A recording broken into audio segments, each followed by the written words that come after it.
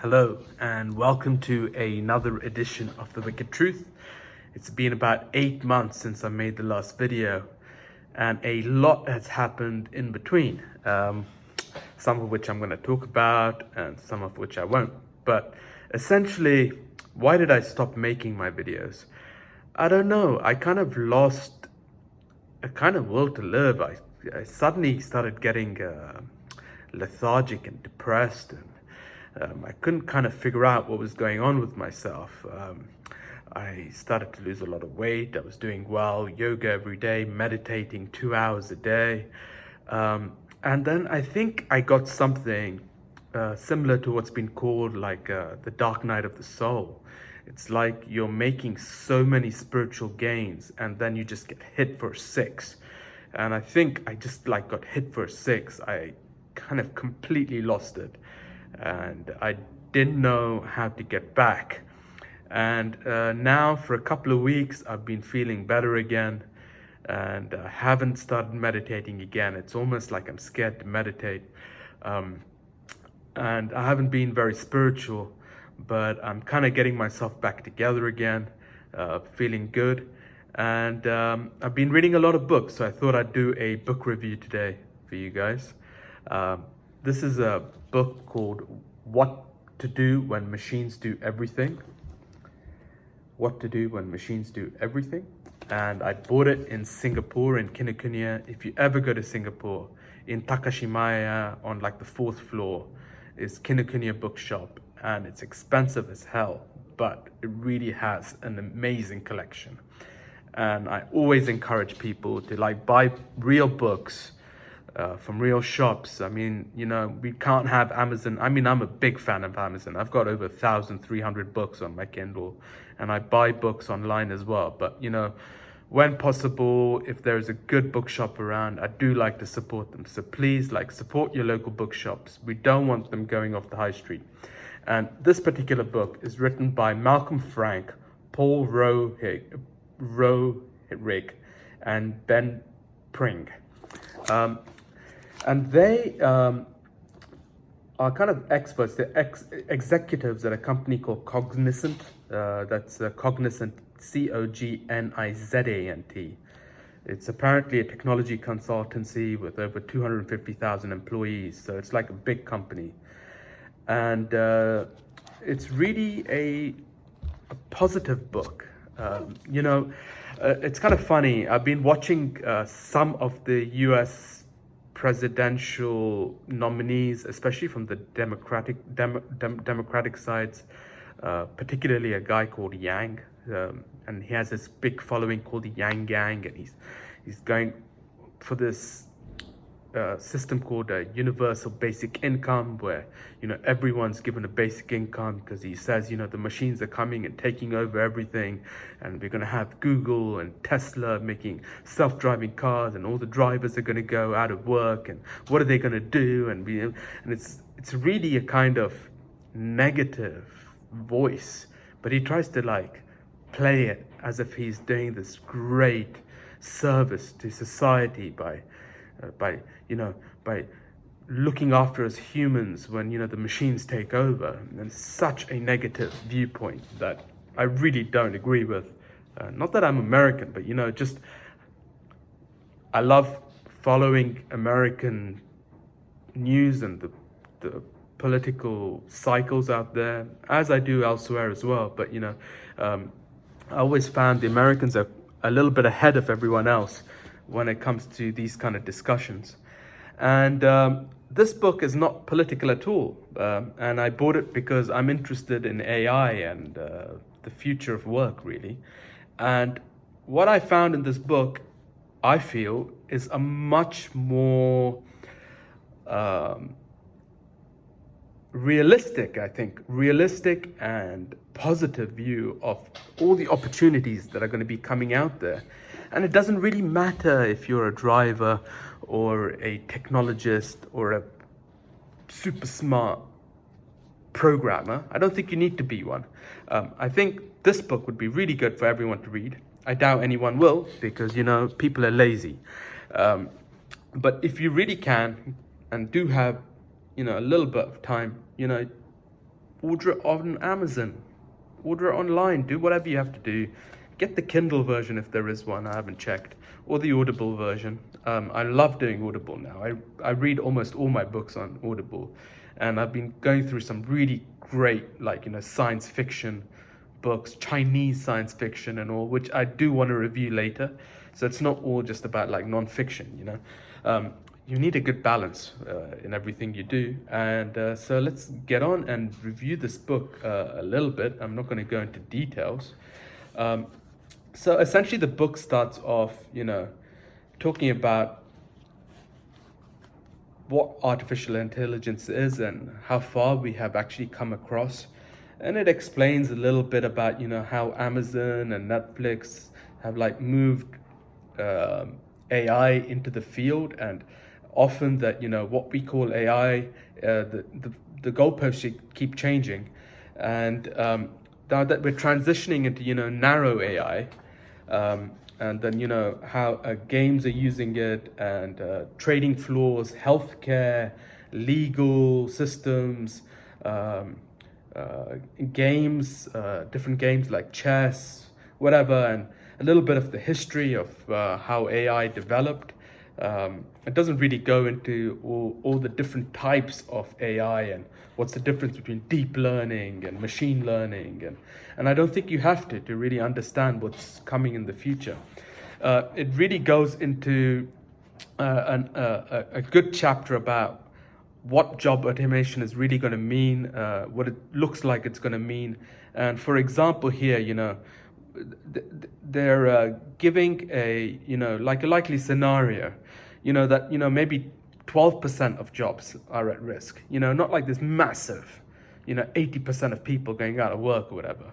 And then, 75% of jobs are going to be enhanced. So it's like a partnership between machines and human beings. So the computers take the drudgery out of our work, but we then are freed to use our intelligence, and instead of like copying and pasting stuff and doing, table work and data entry and all, the computers will take care of that drudgery, but the creative, innovative, exciting parts of our work, the productive parts, it'll be on us. And then, another, 12% people lose jobs, but there's going to be 13% job creation. And, there's different examples of how they're being used in modern classrooms and how it's changing the type of work. So it's not a kind of like, boring e-learning platform, but it's how it, enabling teachers to actually be more effective, because computers can constantly be monitoring, suggesting, learning about students through interactions, and then teachers can take advantage of that kind of information. The beginning chapters start with history about, how technology moved, from the coal age to the oil and steel into data in the 2000s, and now how it's going to move into like artificial intelligence. And you have, some simple graphs here showing the kind of, this is an S-curve showing how technology gets adopted, and, how you get these portions called stall zones where it looks like technology is doing nothing, but it's not really doing anything. It's just like ready to burst. And this book is predicting that we are in a ready to burst situation right now. And then what I want to talk more about, a little bit. This is another really cool graph. It uses a kind of thermometer analogy, wherein, like different materials have different temperatures at which they boil, or in which they, like a melting point or a turning point. So like, water boils at 100 degrees or whatever, right? And then tin at 449, zinc at higher, and then iron at 2,800, and platinum at 3,200. And then they kind of like map that to different technologies. So you can see like, like where we are, news has been digitized. That's more like water. But, like the industry that I'm in, if it's called the energy industry, you know, it's at a much higher level. So we've got to wait for technology to get better before they get adopted in certain industries. So depending on the type of industry you're in, you can get a kind of feeling about how far out we are to AI really affecting you. And then I want to end this review of this book. It's not really a review, it's just my viewpoints on the book, where it really goes into what they call the machine.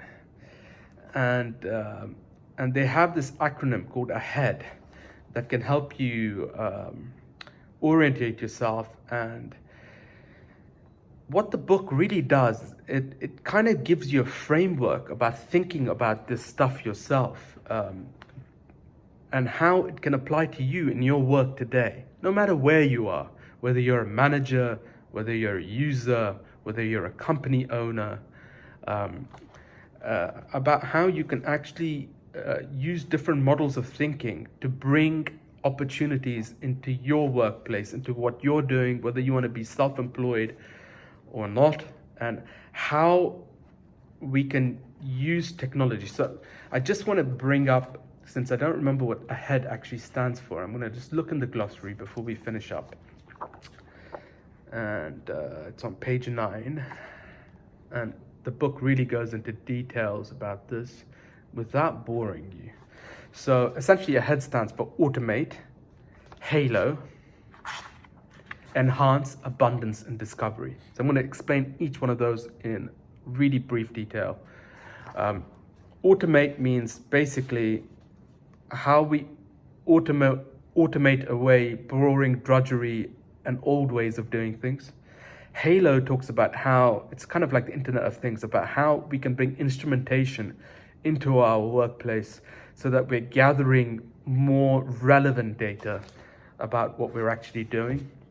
And then enhance is about not replacing human beings, but how we can use that data and computing technology to actually enhance our productivity and our work.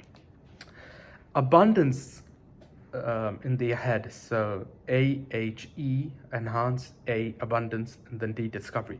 Abundance is really about how you can drop the price point of what you're offering radically so that you open up markets by actually being cheaper. So for example, when Henry Ford came into, and developed the Model T, cars were like super expensive and only for the rich. And then he lowered the price point, and then it suddenly became abundant to the middle class. And now, it's the same with mobile phones, from expensive to now, you've even got like really poor people. Pretty much third world is on the mobile phone because the price has dropped. So it's about bringing that kind of abundance into the market. So it doesn't matter what industry you're in, you make it cheaper, more people can participate. And then discovery is really about how to leverage that intelligence that you're developing to develop entirely new products. So this is a kind of business book, but I think it's really kind of great for literally anyone, whether you're an artist, a musician, a house mom, a business person, a kind of revolutionary, whatever you are. It's a great book. I highly recommend it. And it's not too long, doesn't bore you at any point. I never felt like, God, you guys are rambling on and I just want to finish it. There are certain parts of the book that you just skim read. I mean, you don't need to go into, so it's a great book. I recommend it. Please let me know what you think about it in the comments, and if you want me to continue making the videos. And even if you don't, I probably am anyway. I am now up to 20 subscribers, and that's it. So, this is really pretty much for myself and some of my family members who are obliged to be subscribers, and some friends who just clicked on it because, it's interesting to see me making a fool out of myself. So take care and see you soon, hopefully.